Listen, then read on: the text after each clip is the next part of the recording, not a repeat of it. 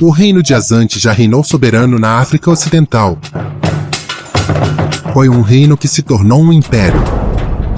Desempenhou um papel fundamental no comércio, conectando 3 continentes, e foi construído sobre escravos e ouro.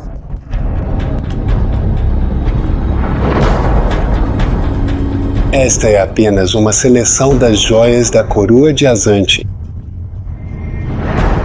Isso dá uma verdadeira noção do poder e da sofisticação desse reino. A história da África nem sempre é revelada em registros escritos. Ela é encontrada, em vez disso, em artefatos, na cultura e nas tradições do povo.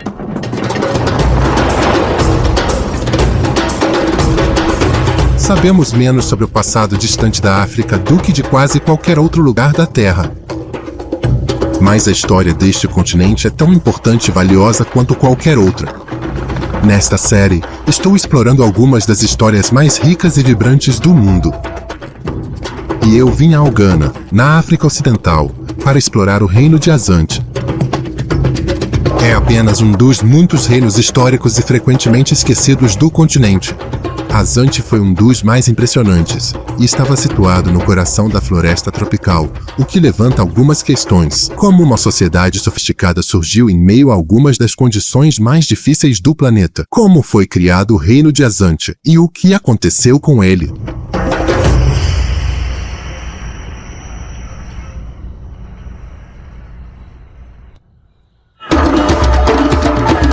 Kumasi, a segunda maior cidade de Gana. Hoje, ela abriga 1,5 milhão de pessoas.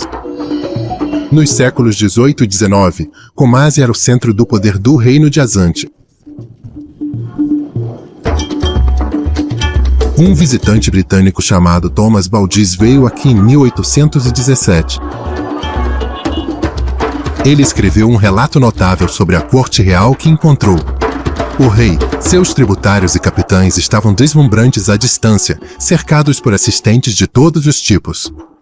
Pelo menos 100 guarda-sóis ou toldos, que podiam abrigar 30 pessoas, eram erguidos e abaixados pelos carregadores com um efeito brilhante, sendo feitos dos tecidos e sedas mais vistosos, e coroados no topo com crescentes, pelicanos, elefantes, barris, brasões e espadas de ouro. Uau! Parece algo muito especial. Sim. E se houver uma representação pictórica desta cena neste livro, então eu poderia mostrá-la a você e apenas. A historiadora Maria Vuzu é uma especialista no Azante. Reino, uma ideia de... Aqui está. Ainda bem que é colorido, sabia? É realmente espetacular. E quando se fala sobre reis e cortes, você tem uma espécie de certa ideia de extravagância, roupas brilhantes e tudo mais, e isso preenche tudo isso. E você pode ver esta figura aqui, é o Azante-N? Que esse seria o Azante-N. Sim. Você vê? E ele tem muito mais ouro consigo do que com as pessoas. Mas é disso que se trata o poder. É sobre seres humanos, o número de pessoas que você controla também. Sim, como tendo a riqueza necessária para acompanhar esse controle. Há uma verdadeira demonstração de poder, e acho que o sinal mais significativo disso é a quantidade de ouro que está em evidência, em todos os lugares. Olhando para elas, Maria, é bem óbvio que elas estão tentando enviar uma mensagem. O Azante-N está bem no centro. Os britânicos vieram visitar todos esses diferentes assuntos, músicos. Há algo. Você está vendo, mas não está vendo direito. O que não estou vendo? Você vê essas pessoas aqui? Sim. Eles estão segurando crânios. Oh, Deus! Crânios humanos, crânios de indivíduos importantes que foram subjugados para mostrar o quanto o rei tinha controle. Esta ilustração mostra um estado rico e poderoso com um domínio intransigente sobre o reino. Break time igual 0.5s. Por mais fascinante que seja o relato, Baldis só conseguiu realmente um instantâneo dos Azante, e isso não reflete uma das coisas mais notáveis sobre esse reino, como ele surgiu em primeiro lugar, e como se desenvolveu. O Império Azante surgiu há pouco mais de 300 anos em um território que hoje pertence à República de Gana, no coração da zona florestal da África Ocidental.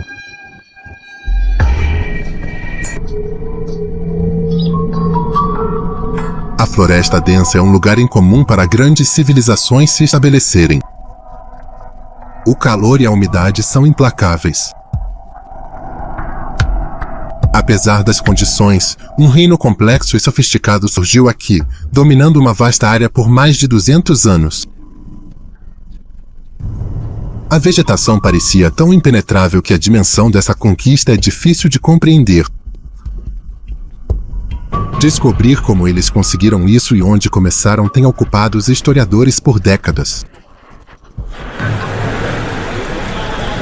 Em 2010, pesquisas arqueológicas realizadas pela Universidade de Gana trouxeram novas descobertas importantes sobre a vida antiga nesta parte da África.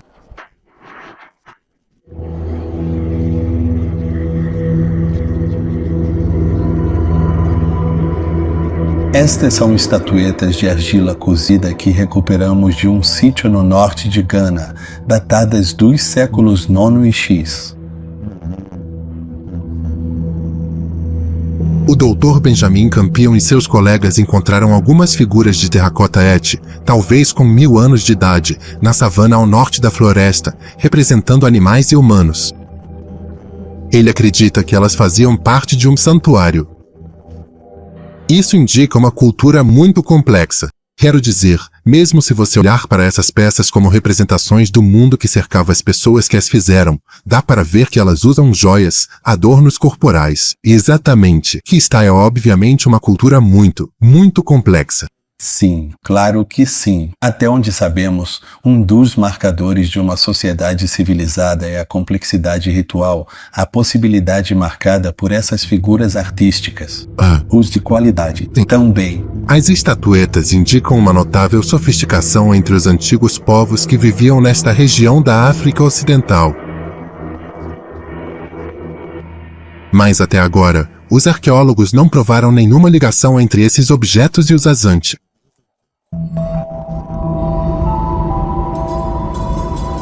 Na verdade, ainda não foram encontradas evidências conclusivas sobre as origens precisas do povo Azante, e há um bom motivo para isso. É um desafio para os arqueólogos que procuram sítios antigos nesta vegetação densa, que próspera com o calor e a umidade. Eles simplesmente não sabem de onde vieram os primeiros Azante.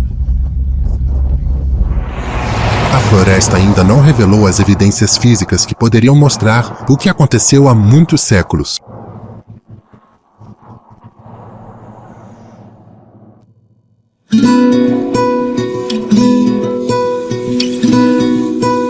No entanto, a história dos Azante não é tão evasiva quanto pode parecer. Evidências existem, mas aparecem em formas diferentes, que ainda assim são incrivelmente valiosas. Narrativas, história oral, histórias do passado, tudo isso é importante aqui, e saber o porquê é, essencialmente, entender como o reino Azante surgiu e o que o manteve unido.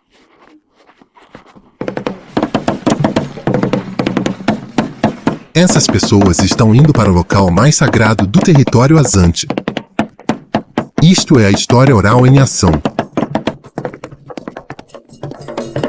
O destino deles é um local sagrado dentro de uma floresta chamada Azante, onde uma cerimônia raramente realizada está acontecendo.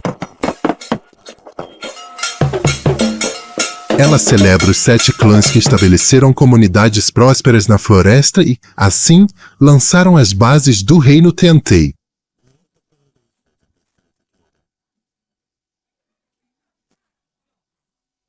Segundo a lenda, Elas emergem de buracos no chão dentro da floresta. pular.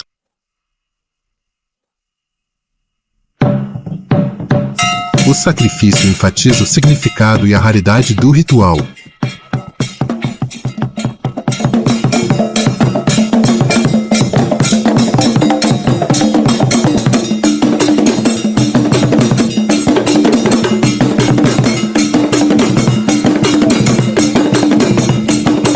Posso achar desconfortável assistir, mas é uma parte importante da cerimônia que celebra a origem do povo Santei.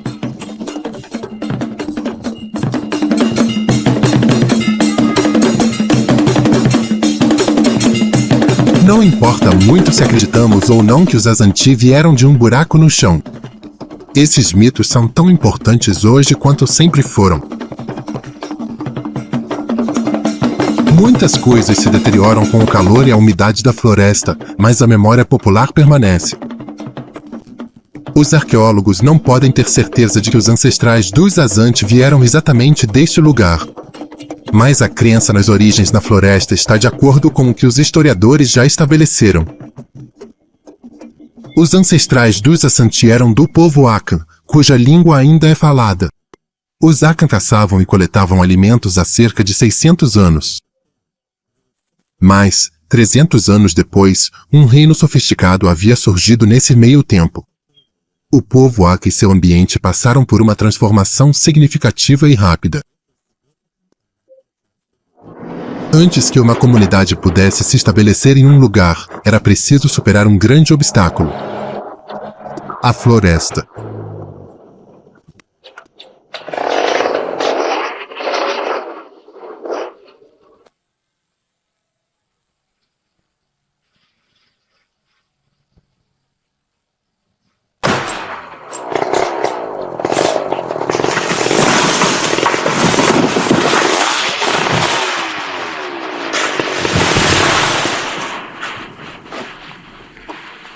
É simplesmente inacreditável e verdadeiramente surpreendente pensar que os primeiros habitantes limparam esta vasta floresta, árvores desse tamanho, tudo à mão.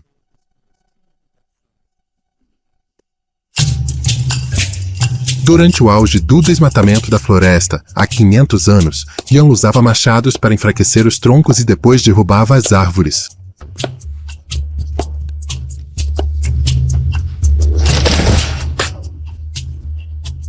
Antes disso, o povo Akan fazia parte de uma sociedade de caçadores-coletores. Com a floresta desmatada, a agricultura pôde acontecer. Somente com espaço para cultivar a terra e plantar alimentos, os grupos Akan puderam expandir suas populações. Hoje, em uma floresta no oeste de Gana, máquinas derrubam árvores antigas com facilidade. Madeiras nobres, como Mogni Teca, estão entre as exportações mais importantes de Gana. Regulamentações de licenciamento tentam proteger o meio ambiente, mas há um entendimento entre os trabalhadores florestais de que a história de Gana também merece ser preservada. A floresta é importante para o povo. Para os Akan, as florestas são importantes, não são? Isso tem significado para o povo. Existem áreas não entramos. Talvez demos ao lugar o nome de este é o lugar de onde vêm os povos Azante. Sim, então a floresta é o muito importante para nós. Para o povo Akan, nos séculos XV e XVI, o desmatamento era um trabalho incompreensível. Pesquisadores calcularam que, para um homem desmatar 1 hectare, levaria cerca de 500 dias para remover mais de 1.200 toneladas de vegetação. E como a fertilidade do solo se deteriora rapidamente, ele teria que fazer rotação de culturas, precisaria desmatar 6 hectares para alimentar sua família. Diante de uma tarefa tão enorme, o povo Akan precisava de mão de obra adicional. Não havia pessoas suficientes entre eles para fazer o trabalho, então usaram escravos. Uma especialista nas primeiras sociedades Akan, que foram a base do reino Azante, é a doutora Wilhelmina Doncourt. Sim. Quero dizer, importar a pessoas de fora foi realmente uma iniciativa útil para eles, comerciantes de fora chegando. Em diferentes momentos, eles devem ter trazido pessoas até mesmo de lugares tão distantes quanto talvez a Nigéria, as regiões senegambianas e por aí vai, de fato, sim, realmente. Como esse tipo inicial de escravidão diferia da escravidão transatlântica, que surge um pouco depois? O sistema que funcionava aqui era muito bem diferente no sentido de que pessoas não livres, ou de descendência não livre, podiam se casar legalmente, ter seus próprios filhos próprios, podiam acumular bens e propriedades e tudo mais e assim por diante. E às vezes eles podiam até se casar com membros das linhagens dos seus, digamos, dos seus senhores ou das pessoas que inicialmente os adquiriram. Então, não era algo muito hostil. Não retirava a humanidade básica daqueles que haviam perdido sua liberdade. Mas ainda assim, é uma perda de liberdade no sentido de que você era realmente afastado dos seus próprios parentes para se juntar a um grupo diferente de pessoas. Com a ajuda do trabalho não livre, os Aka abriram clareiras na floresta em uma escala sem precedentes. Pela primeira vez, a floresta se tornou um lugar viável para ter sociedades organizadas e estabelecidas. Ainda faltavam 200 ou 300 anos para o Reino Azante, mas essa conquista teve um efeito duradouro. O ato de desmatar a floresta moldou a identidade Aka.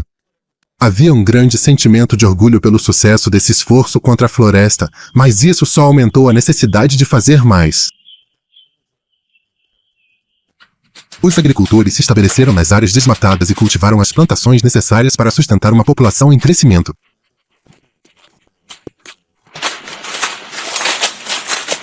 Hoje, o cultivo ainda acontece em meio à vegetação rasteira densa. Isso é. A fazenda não é esse. É minha fazenda. E você poderia me dizer que tipo de produto você cultiva aqui? Sim, eu produzo esse tipo de comida. É banana da terra. Sim. Eu plantei isso e demora 1 ano para colher. Isso é chamado de inhame. Sim. E plantei inhame. É como uma batata. É um alimento rico em amido. Sim. Sim, é amiláceo como a batata. Sim. Como você consegue controlar todas as ervas daninhas e as árvores grandes que parecem crescer tão vorazmente na borda da sua fazenda? Nós usamos esse facão. Então todos vêm de uma vez e limpam tudo. Depois de abrir espaço para a agricultura, os ancestrais dos Azantes estavam firmemente e plenamente determinados a tirar o máximo proveito e benefício disso. A busca pela abundância rapidamente se enraizou na psique dos Aka. A produtividade da floresta exigia muito trabalho árduo, grande parte dele realizado por escravizados. Mas nada disso poderia ter acontecido sem uma mercadoria que os Akan trocaram por escravos em primeiro lugar.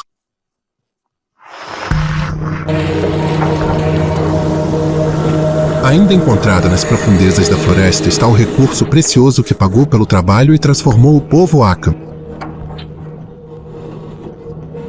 Estou atualmente a caminho de uma das 10 maiores e mais significativas minas de ouro do mundo. Esta é a renomada e historicamente importante mina de ouro de Obuasi, um local de grande relevância global. Hoje, a rocha aurífera é extraída de poços que chegam a 1.500 metros de profundidade. Um processo químico separa o metal precioso do minério, e a fundição resulta em barras de ouro. O calor é tão intenso. Nunca senti nada parecido. É inacreditável.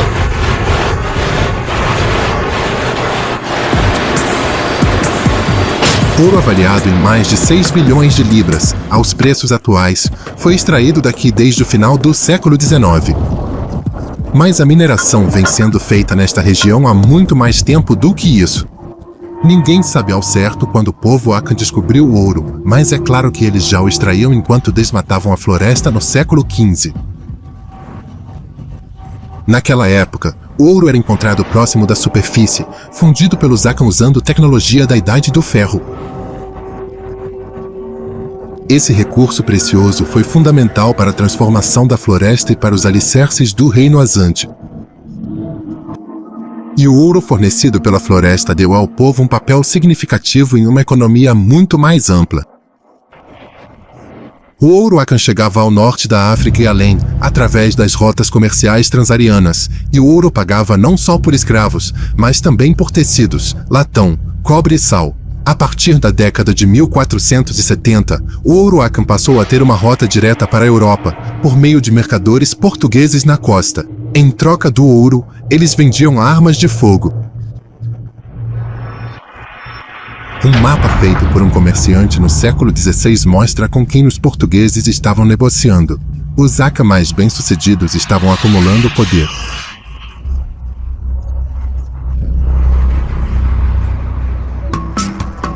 O espírito empreendedor em desenvolvimento teria um grande impacto na cultura do reino de Azante. Os empresários Aka haviam acumulado ouro, escravos e terras, e eram conhecidos como Barempon, os grandes homens, e compartilhavam uma coisa em comum, um símbolo supremo de autoridade. Não era uma coroa, nem mesmo insígnias de ouro.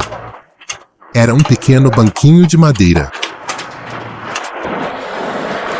A aldeia de Avia é um centro de artesanato de bancos.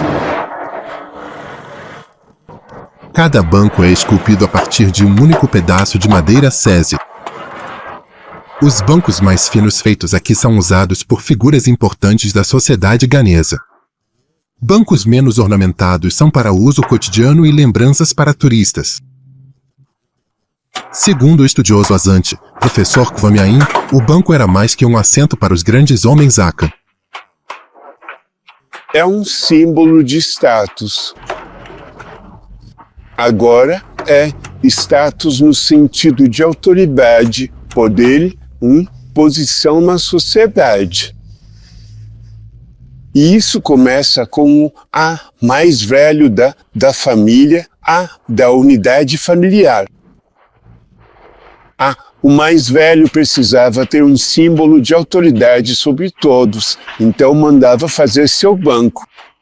E por que o banco é o símbolo? Acho que o material usado era durável, porque ele queria que durasse. Agora, um banco é uma forma de lembrar ou um meio de recordar. Esses bancos se tornaram símbolos da história. Isso mesmo. E também isso mesmo, ao mesmo tempo, símbolos de cargo, símbolos de autoridade, símbolos de poder e também lembranças de suas conquistas particulares. A experiência de literalmente esculpir sua cultura a partir da floresta estava ligada aos bancos Aka.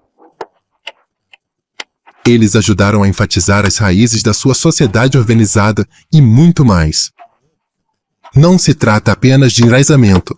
Também é sobre poder, sobre linhagem, sobre família. Eles têm, de fato, no centro deles, um espaço vazio onde as pessoas podiam colocar coisas que valorizavam, que davam vida a esse objeto, tornando mais do que apenas um assento. Ele se tornou, de certa forma, um recipiente que carregava a história. A autoridade do banco se traduzia em poder político para o seu chefe. À medida que as comunidades ao redor de cada banco cresciam, elas deixavam de ser apenas um grupo de agricultores e trabalhadores, tornando-se mais parecidas com estados altamente centralizados. Em meados de 1600, dezenas de comunidades independentes de vilarejos haviam se transformado em um mosaico de estados Aka. O mais poderoso era Denkira. Ele controlava algumas das minas de ouro mais ricas da floresta. Durante décadas, seus vizinhos enviaram tributos em forma de escravos e outros presentes para manter a paz. Mas a posição de Denkira como o mais poderoso dos estados Aka não duraria. Estou a caminho do local de nascimento do homem que desafiou Denkira e, nesse processo, fundou o reino Azante.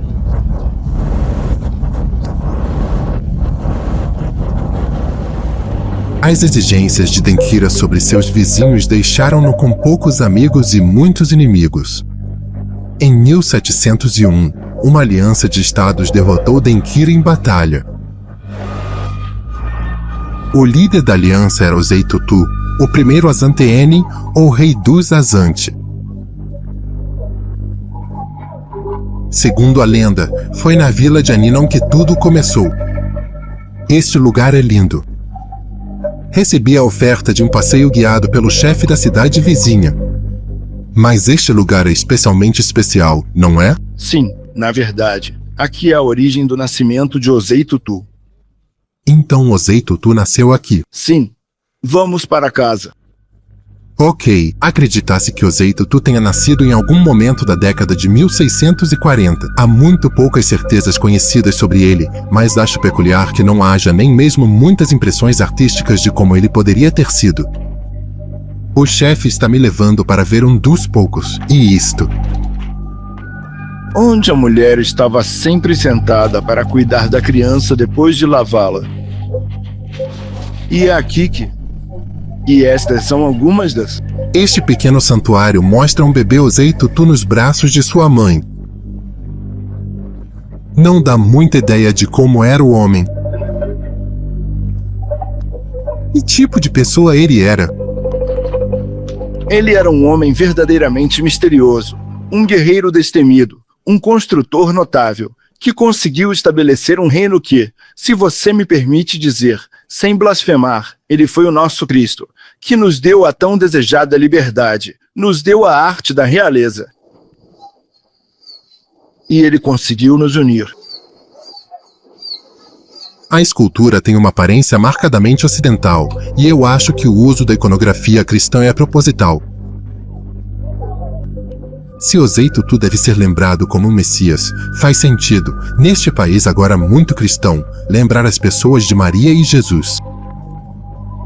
Eu estava ansioso para ver o lugar onde, segundo a lenda, a mãe de Osei Tutu deu à luz. Aqueles que estão qualificados para ir para lá, irão. Você anda descalço. Fique em uma área arborizada nos arredores da vila. Nós iremos até o local. Eu colocaria. Adoraria. Sim, então esse é o lugar. Mas antes, ou assim que chegarmos a este ponto, tenho que levar meus sapatos fora? Sim, não tenho certeza se iremos lá. Não. Sim, temos que tirar tudo daqui. Infelizmente, o local é considerado tão sagrado que nem mesmo o chefe tem autoridade para cruzar seus limites. Existe uma reverência genuína pelas histórias do passado, sejam elas comprováveis ou não.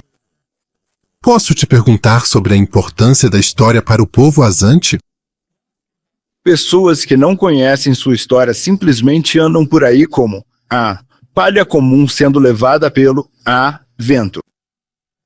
Mas aqueles que conhecem sua história tentam manter o orgulho que os grandes ancestrais criaram para eles. Se quisermos manter nosso status, manter nossa estatura, precisamos ter um conhecimento do que aconteceu no passado e tentar não nos afastar disso. Manter isso. E, se necessário, modificar para se adequar às condições que prevalecem atualmente. A ideia de modificar a história para se adequar ao presente é realmente muito intrigante, mas não é algo totalmente novo. É exatamente o que aconteceu quando o Reino Azante foi criado há mais de 300 anos, um evento comemorado em sua capital, Kumasi.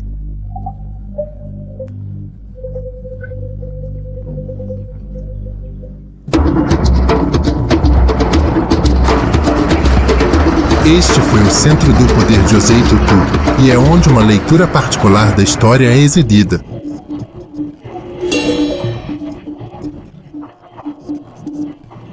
Esta estátua moderna comemora o momento mais significativo e lendário da criação de Azante. A figura não é Osei Tutu, mas sim seu conselheiro, Okon Fonok. Ele é visto invocando um banquinho dourado que desce dos céus. Segundo o folclore, o banquinho dourado é o espírito da nação Azante. Quando Okon Fonok o invocou do céu, ele pousou suavemente sobre os joelhos de Osei Tutu, ungindo como o grande líder do reino Azante. Okon Fonok era o Merlin para o rei Arthur de Osei Tutu. Os historiadores nem têm certeza se ele realmente existiu, mas ao promover o mito, o Estado Azante misturou deliberadamente crença com fato. O banquinho dourado deu a Osei Tutu poder espiritual para reforçar a liderança militar que ele já havia demonstrado. O banquinho dourado era exibido periodicamente para reforçar a lenda. A raridade de suas aparições públicas aumenta seu mistério. A fé nas origens sobrenaturais do banquinho dava autoridade ao seu dono e proporcionava ao povo azante um forte senso de pertencimento. Nada dura para sempre na floresta, nem mesmo os reis. Mas se o banquinho de ouro continha o espírito da nação Azante, então o reino poderia durar para sempre.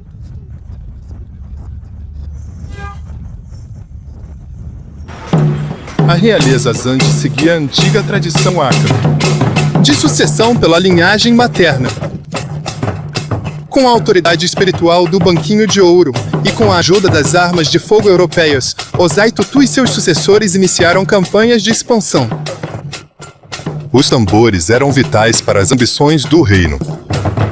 A comunicação de longa distância fazia com que o imperialismo azante pudesse ser rápido e eficaz.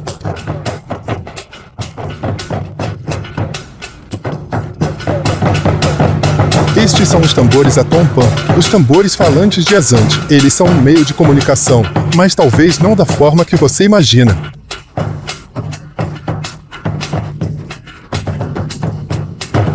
Esses tambores não apenas marcam um ritmo, eles falam. E se você conhece a linguagem, pode ouvir palavras e frases. Isso é ótimo.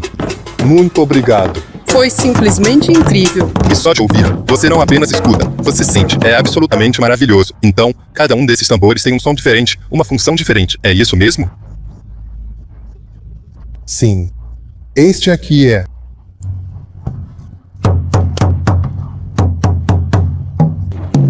Para entender a linguagem dos tambores, vim conversar com o fabricante de tambores James Achompon.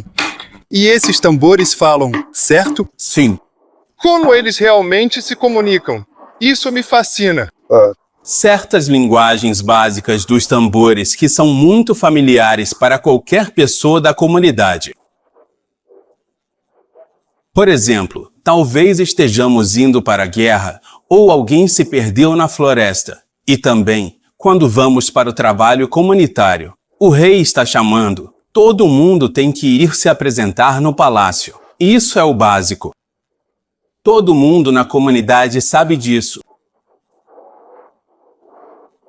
A linguagem dos tambores é possível porque ela não imita apenas as sílabas das palavras faladas, mas também o tom delas, graças às combinações de sons que os tambores podem produzir.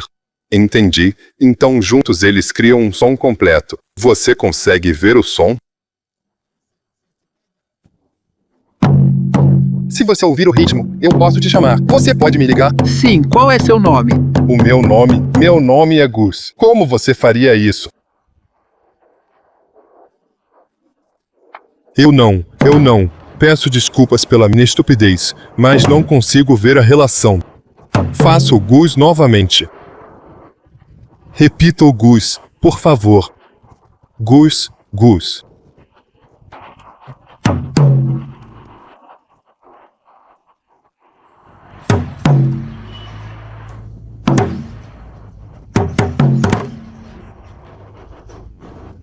Antigamente, o tambor falante era o único meio de comunicação de uma aldeia para outra.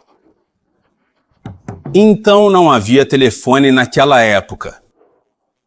Então, normalmente, a comunidade usava o tambor falante para enviar mensagens de uma aldeia para outra.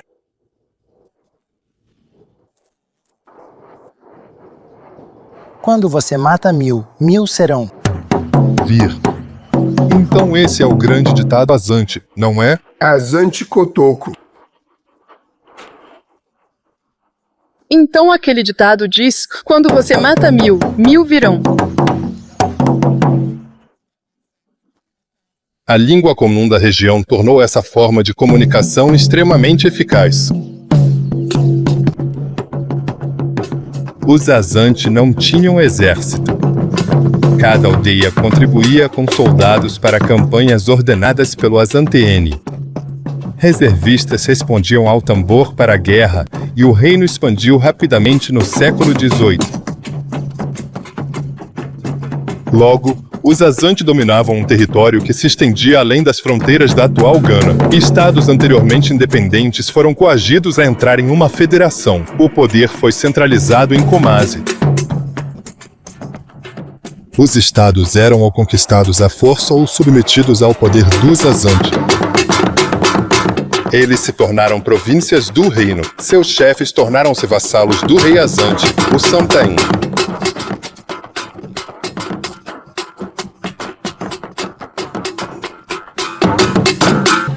À medida que o reino se expandia, os Azante enriqueciam com os lucros das guerras. As guerras de expansão resultaram na acumulação de um grande número de escravos, muito mais do que poderiam usar, mas isso também trouxe uma oportunidade.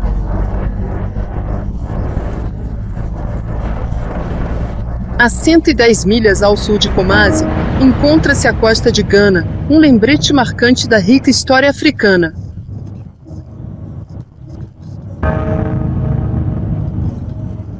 Depois que os portugueses começaram a negociar década de 1470, outros europeus seguiram a Costa do Ouro.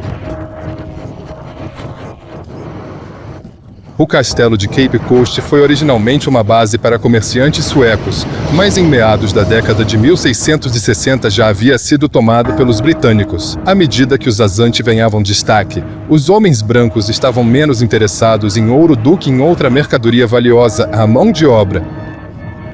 Os Azante capturavam escravos no interior e os vendiam para os britânicos e outras potências europeias. O ouro já havia conectado os às economias da Europa. Agora, a escravidão entrelaçava a África Ocidental em um sistema que a ligava à Europa e às Américas. Mais de 1 milhão de africanos foram vendidos desta costa para uma vida de escravidão no Novo Mundo. E eles foram capturados e vendidos por seus próprios compatriotas africanos. A instituição da escravidão fazia parte da normalidade econômica da África Ocidental há centenas de anos. Vender escravos para europeus para uso nas Américas era um novo negócio lucrativo, não exclusivo dos Azante, mas usado por eles para sua própria vantagem. Doutora Kwabena de Boveny é especialista em Azante no tráfico de escravos. Depois de ter sido estabelecido como um reino por razões econômicas e outras razões, os Azante começaram a se expandir além dos limites do reino central. E foi aí que surgiu a questão da aquisição de escravos para venda. Em circunstâncias normais, quando você está lutando, você mata seus inimigos, entende? Mas o tráfico de escravos já havia surgido como um sistema econômico. Então, à medida que os Azante se expandiam, eles capturavam muitos prisioneiros de guerra. E a guerra constante significava uma produção constante de prisioneiros de guerra. E uma vez que existia um mercado na costa, sabe, de forma lógica e racional, era preciso se desfazer deles. Isso os tornaria ricos. É um modelo formidável que eles expandem, capturam mais pessoas, que são então vendidas como escravas. Isso alimenta a economia e permite que se expandam ainda mais. Ainda mais, adquira os instrumentos para a expansão, ou seja, armas de fogo. E posso te fazer uma pergunta bem típica do século XXI? Como os Azante lidavam com a moralidade da escravidão, da venda de seres humanos? Nós, no século XXI, olhamos para trás e analisamos isso sob a perspectiva moral. Mas naquela época, a moralidade não era tão importante. Era um negócio. Era o negócio da época, e os recursos eram organizados e investidos nesse negócio. Então, sim, no nosso tempo, isso era imoral. É uma situação terrível na nossa forma de pensar e na nossa variação. Mas naquela época, eu não acho que a moralidade fosse um fator relevante. Não funcionava. Na África e na Europa, a escravidão era um meio para um fim. Assim como seus ancestrais Akan usaram trabalho não livre para abrir clareiras na floresta, os reis Azante usaram os lucros da escravidão para criar um reino poderoso. Mas, tendo criado um império de províncias, todos os Azanteninis enfrentaram um grande desafio: como mantê-las unidas. O rei Azante reconheceu o valor de uma cultura tradicional de contação de histórias. Eles entenderam que os velhos métodos de registrar a história poderiam funcionar para eles. No coração do reino histórico há evidências que mostram como o Estado Azante criou deliberadamente um senso de nacionalismo. Perto de Kumasi, comunidades desenvolveram uma variedade de habilidades e ofícios. Lugares. Este Bonviri. Não foram grandes ou poderosos, contudo tiveram papel crucial na União Reino de Azante.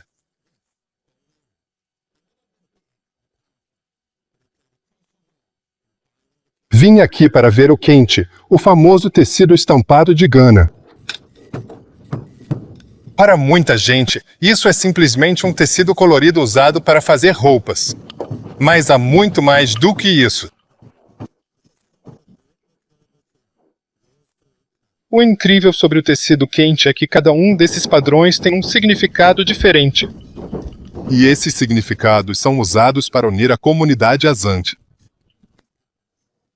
Até mesmo o próprio tecido é simbólico, feito pela junção de tiras individuais de material. A palavra quente significa que não importa o que aconteça, ele não irá rasgar.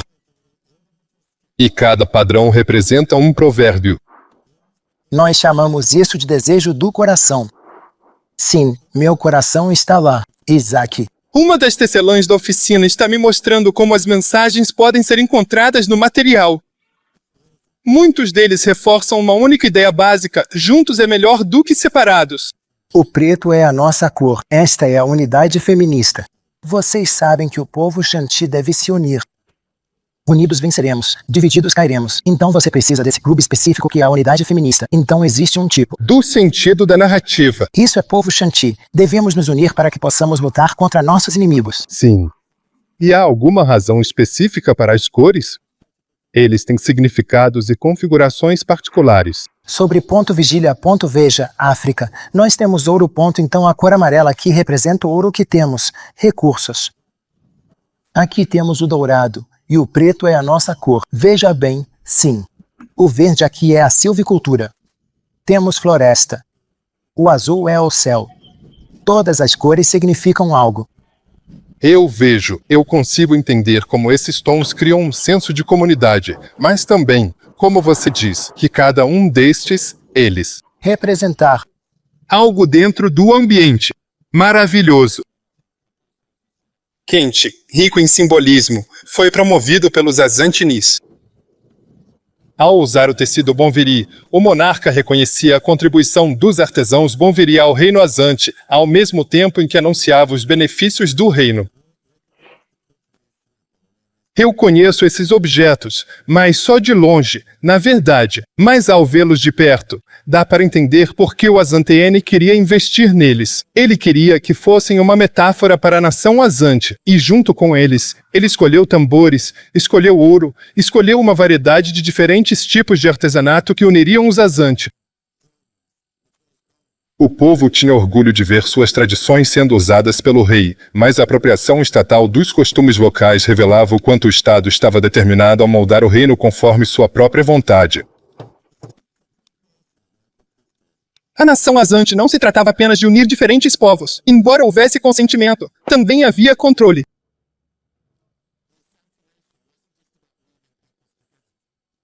Em 100 anos, o reino havia crescido significativamente. Em sua maior extensão, no início do século XIX, incluía províncias distantes até 16 dias de viagem de Kumasi. Sua população era de mais de 2 milhões, 20 vezes mais do que a da África do Sul no mesmo período. Um reino desse tamanho exigia um governo cuidadoso. Foi concedida permissão para entrar no Palácio Real em Kumasi e para ver alguns dos instrumentos de controle usados pelo Estado no auge de seu poder. O palácio original era o centro do governo Azante. De Kumasi, funcionários públicos eram enviados para todo o reino para implementar suas políticas e aplicar suas leis. Cheguei no momento em que os portadores de armas do palácio chegaram para retirar as armas históricas do museu. Armas durante as cerimônias? Sim, e durante a sessão do rei. Sempre que o rei estiver sentado. Armas e a espada têm que sair para significar que ali está o rei. Então, a quem isso pertencia? Este é o primeiro rei de Ashanti, o Tu 4 ou 6º Tu. Esta arma Que incrível! Armas de fogo europeias foram fundamentais para criar e expandir o reino Ashanti durante os anos 1700. A ameaça de força era uma das formas de o reino manter o controle, mas outros métodos eram igualmente eficazes. O Palácio Real já abrigou a parte mais importante da burocracia do reino, o tesouro. Desde que o ouro foi extraído pela primeira vez na floresta, a moeda desta região da África Ocidental era o pó de ouro. Balanças e pesos de contrapeso eram usados para medições precisas. Até pepitas e lingotes de ouro eram fundidos e transformados em pó de ouro para que pudessem ser medidos com precisão. Toda a transação era feita em pó de ouro, inclusive a tributação. Aquele objeto requintado, aquele banquinho minúsculo, na verdade é um peso de ouro. Você pode imaginar eles pesando ouro com algo assim. Isso mostra o quanto a tributação e o controle financeiro eram realmente importantes. E o tesouro era um mecanismo para administrar toda a burocracia Ashanti. É só mais uma daquelas instituições que foram fundamentais para consolidar o poder Ashanti. A tributação não servia para financiar o governo, ela garantia que nenhum indivíduo pudesse se tornar rico. O ouro não era apenas dinheiro, era poder. E era fundamental que esse poder estivesse nas mãos do Estado. A regalia do Santaim precisava ser a melhor de todas. E a qualidade é de tirar o fôlego um trabalho requintado.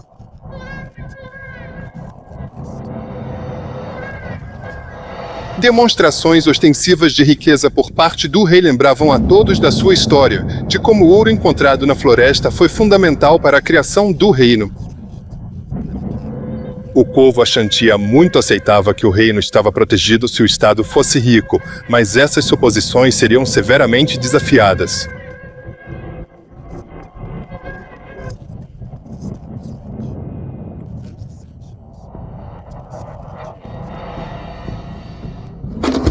Os Ashanti tornaram-se ricos e poderosos, em parte por causa do comércio de escravos com os europeus na costa, um comércio controlado pelo Estado. Mas em 1807, o comércio de escravos foi abolido no Império Britânico, com consequências de grande alcance para os Ashanti. A economia mudou e o controle do Estado sobre ela enfraqueceu. As pessoas começaram a negociar novos produtos com os britânicos na costa do deserto.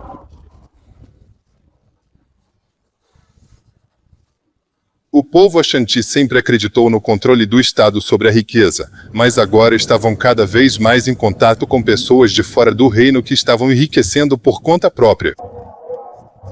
Muitos abandonaram Kumasi e migraram para as províncias do sul em busca de uma fatia do negócio. O espírito empreendedor ancestral deles foi reavivado. Ao mesmo tempo, a queda repentina na demanda europeia por escravos fez com que todos os bens tivessem que ser pagos com pó de ouro. Ele rapidamente se tornou escasso. Essas novas influências tiveram um efeito profundo. As pessoas começaram a acumular ouro. Elas enterravam ouro para evitar pagar impostos. Isso foi um ataque direto ao poder do Estado Ashanti. Esses problemas internos atormentaram o reino na primeira metade do século XIX e foram agravados por uma relação conturbada com um parceiro comercial internacional.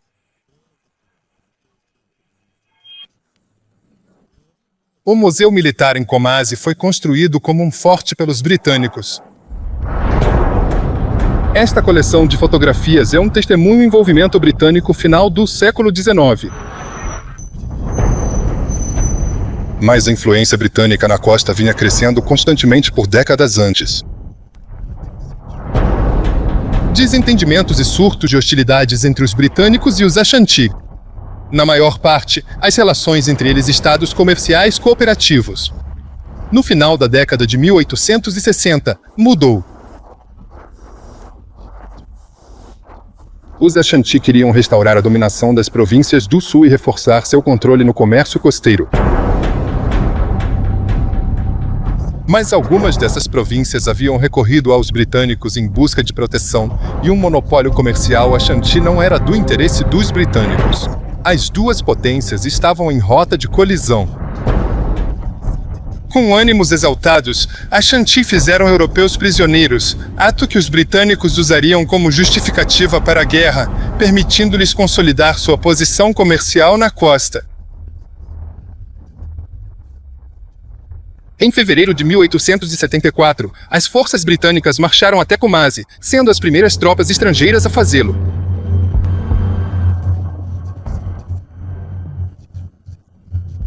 Eles incendiaram a cidade até o chão e depois retornaram para sua base na costa.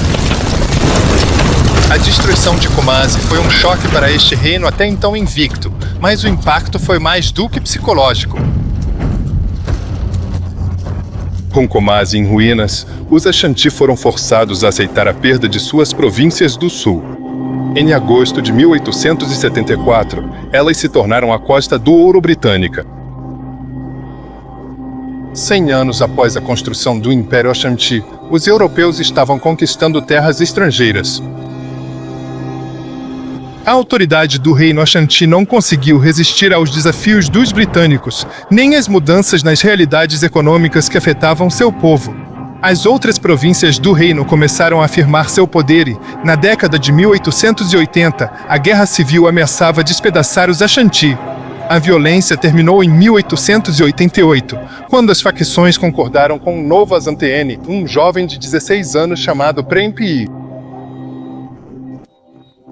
A professora Irene Note explorou o impacto dele em um reino à beira da destruição. Então, aqui estava esse jovem. Tendo chegado ao poder, a questão era, como ele iria conseguir reunir todas essas forças, os de dentro que desertaram, e todas essas outras pessoas, unindo-as para construir uma nação Ashanti forte mais uma vez. Esse era o desafio dele, uma nação Ashanti pacífica. Então, o que ele fez foi restabelecer a importância do Banco de Ouro como fator de unificação para os Ashanti. Então, o Banco de Ouro é o ponto de união para toda a nação. Sim, mas naquela época, estamos falando sobre os britânicos também. Também dizendo, ei, espera aí, se esse homem conseguir reunir os Ashanti para formar uma nação Ashanti forte, estaremos em apuros. Porque isso é a última coisa que queremos.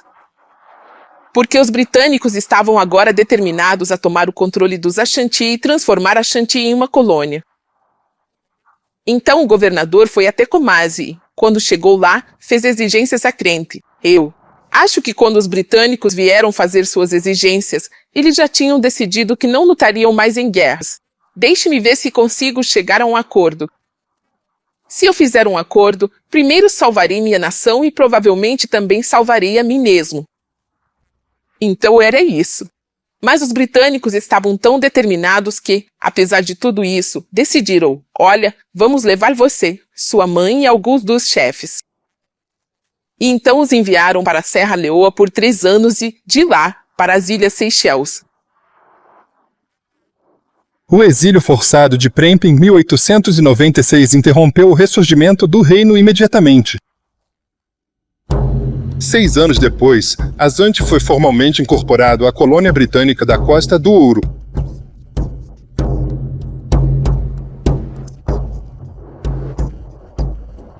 O reino Asante foi resultado de séculos de construção estatal cuidadosa na floresta.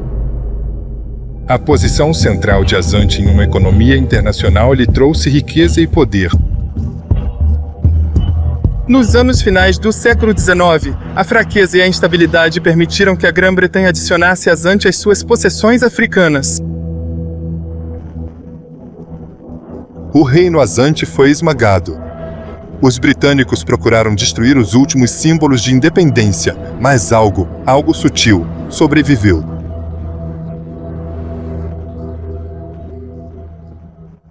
Os britânicos não conseguiram destruir o espírito da nação Asante, nem sua personificação física, o Banco de Ouro. Foi um erro significativo, como explicou o historiador do palácio, Ozai Quadvel. Nosso espírito, nosso tudo está no Banco de Ouro. Então, quando até mesmo os britânicos tentaram levar o banco de ouro, fizemos de tudo para escondê-lo. E eles nunca o viram. Então, depois perceberam que não era o ocupante do banco que foi assassinado, porque lutamos para que eles não pudessem levar o banco de ouro, e eles nunca viram o banco de ouro. Então, para nós, eu digo, fomos vitoriosos.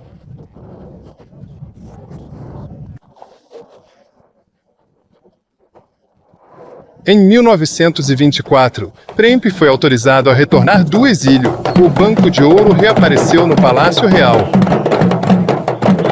O reino foi restaurado depois que Gana conquistou a independência em 1957. Os festivais tradicionais de Asante foram revividos. O Festival do Dia de Akwesasne é realizado a cada 42 dias. Ele relembra os ancestrais e celebra a história do reino. As mesmas coisas que foram usadas para unir o reino há 300 anos estão por toda parte. O ouro que antes era extraído das profundezas da floresta. Os tambores que entoam os provérbios de Asante. O tecido quente que carrega os slogans de unidade. Tudo em uma exibição deslumbrante.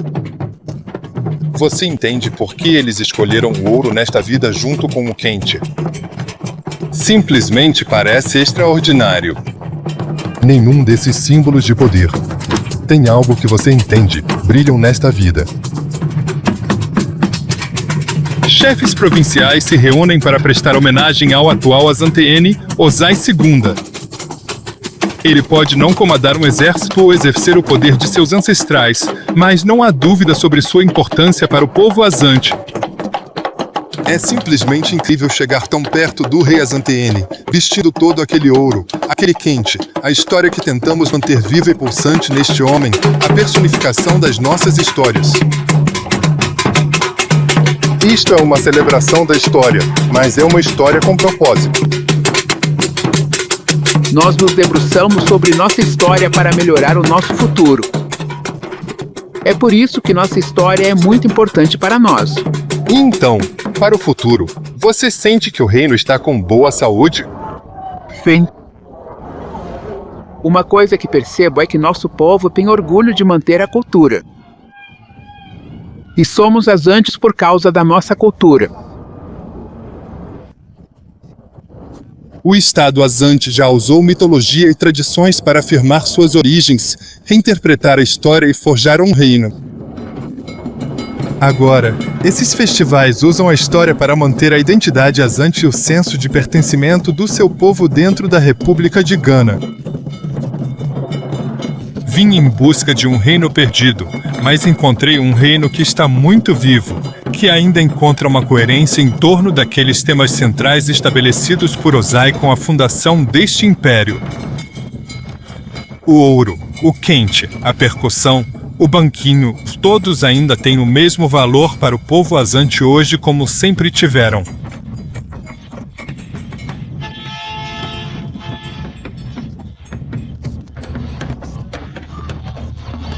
E o novíssimo Lost Kingdoms of Africa continua aqui na BBC 4, no mesmo horário, na próxima segunda-feira. Mas agora, logo mais, voltamos para o desafio com Uli Connect.